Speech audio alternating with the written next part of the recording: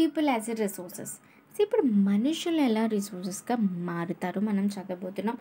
Okay, so India is a second largest population in the world. ఇండియాలో వరల్డ్లో second largest అంటే ఇండియాలో 1.45 billion peoples ఇండియాలో ఉంటున్నారు.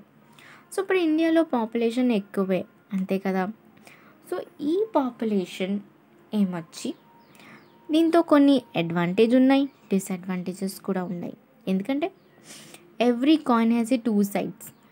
ప్రతి కాయిన్కి 2 సైడ్స్ ఉంటాయి. అడ్వాంటేజ్ మాత్రమే ఉండదు ఏ కాయిన్లో, డిసడ్వాంటేజ్ కూడా మాత్రమే, రెండు కలిపే వస్తాయి. ఓకే, లైఫ్ అయినా స్మూత్గా ఎప్పుడు ఉండవు, హ్యాపీనెస్ ఎప్పుడు ఉండవు, ప్రాబ్లమ్స్ ఉంటాయి, హ్యాపీనెస్ ఉంటాయి, అన్నీ ఉంటాయి. సో ఇప్పుడు అడ్వాంటేజెస్ ఏంటంటే పాపులేషన్లో మార్కెట్ సైజ్ పెద్దగా ఉంటుంది.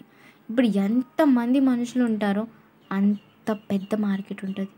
ఎన్ని మనుషులు అన్ని నీడ్స్ ఉంటాయి, అంత గూడ్స్ అండ్ కామోడిటీస్ ప్రొడ్యూస్ అవుతాయి, అంత మనుషులు కొంటారు. ఎందుకంటే ప్రోడక్ట్ ఉంది, మనుషులు ఉన్నారు, బయర్స్ ఉన్నారు, సేలర్స్ ఉన్నారు. మార్కెట్ సో ఆబ్వియస్లీ ఎంతమంది బయర్ ఉన్నారు అంతమంది సెల్లర్ ఉన్నారు. ఎందుకంటే పాపులేషన్ ఎక్కువ కదా, కొనుక్కుంటాం, వాళ్ళు సేల్ చేస్తారు. సో మార్కెట్ సైజ్ పెద్దగా ఉంటుంది. ఇప్పుడు మార్కెట్ పెద్దదైతే ఎకనామిక్ గ్రోత్ కూడా అవుతుంది కదా. ఎంత పెద్ద మార్కెట్ అంత ఇన్కమ్ ఎక్స్చేంజ్, ఎంత ఇన్కమ్ ఉంటుందో అంత ఎకనామిక్ గ్రోత్ అవుతుంది కదా. Simple, it's same thing.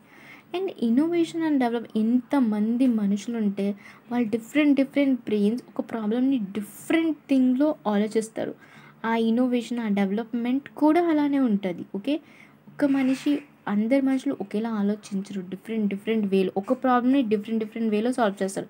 అన్ని బ్రెయిన్స్, అన్ని ఇన్నోవేషన్, అన్ని డెవలప్మెంట్ జరుగుతాయి బికాస్ ఆఫ్ పాపులేషన్. ఓకే, ఇప్పుడు డిసడ్వాంటేజ్ ఏంటి? ఇన్ఫ్రాస్ట్రక్చర్ మీద, లైక్ రోడ్, రైల్వే, ట్రైన్స్, ఇవన్నిటి మీద ప్రెషర్ పడుతుంది. ఎందుకంటే ఇన్ఫ్రాస్ట్రక్చర్ అంత buildings, dams, roads, railway station ఎంతమంది ఉంటారు, ట్రైన్లో ఎంతమంది ఉంటారు, ఆ ఇన్ఫ్రాస్ట్రక్చర్ ప్రెషర్ దాని మీద పడుతుంది. ఎందుకంటే ఒక బోగి ఉంది సపోజ్, దాంట్లో 100 మంది మాత్రమే ఎక్కగలుస్తారు. 100 మందికి వాళ్ళు అది సఫిషియెంట్. బట్ 200 మంది, 300 మంది, 500 మంది దాంట్లో వెళ్ళిపోతే సో ఇట్స్ లైక్ ప్రెషరే కదా, ఆ ఇన్ఫ్రాస్ట్రక్చర్ మీద ప్రెషర్ పడుతుంది కదా. So it's called infrastructure pressure. Okay, so unemployment, ఎంతమంది ఉంటే అంత అన్ఎంప్లాయ్మెంట్ ఉంటుంది కదా. ఇప్పుడు సపోజ్ గవర్నమెంట్ రిలీజ్ చేసింది ఏంటంటే ఒక 100 మందికి నోటిఫికేషన్ తీస్తారు. సో అప్లై ఏం చేస్తారు, 1 lakh 2 lakhs అలా అప్లై చేస్తారు. ఎందుకంటే చాలా పాపులేషన్ పెరుగుతుంది. ఆ పాపులేషన్ పెరగ వల్ల ఎంతమంది ఎంప్లాయ్మెంట్. ఇప్పుడు గవర్నమెంట్ జాబ్స్కి నోటిఫికేషన్ తీస్తారు. జాబ్కి ఎంతమంది ఓన్లీ కావాలి, 100 అప్లై చేస్తారు, 500 మంది. ఓకే, వాళ్ళు తీసుకోవాల్సింది 100, ఎందుకంటే వాళ్ళకి కావాల్సింది అంతే, మిగతావన్నీ అన్ఎంప్లాయ్మెంట్. ఎంత పాపులేషన్ ఉంటే అంత అన్ఎంప్లాయ్మెంట్ ఉంటుంది. అండ్ రిసోర్సెస్ స్ట్రెయిన్, ఎందుకంటే రిసోర్సెస్ లిమిటెడ్, ఆ రిసోర్సెస్ లిమిటెడ్గానే ఉంటాయి, అవి స్ట్రెయిన్ అవుతాయి. వాళ్ళు ఎక్కువగా వాడాలి ఆ రిసోర్సెస్ని, మాటికి వాడితే లైక్ అవి కూడా స్ట్రెయిన్ అవుతాయి కదా, ఏ రిసోర్సెస్ని ఎక్కువ వాడితే. ఓకే, ఎంతమంది పాపులేషన్ ఉన్నారు అంత వాడతాం. సో రిసోర్సెస్ కూడా స్ట్రెయిన్ అవుతాయి, ఎందుకంటే రిసోర్సెస్ అన్లిమిటెడ్ కాబట్టి.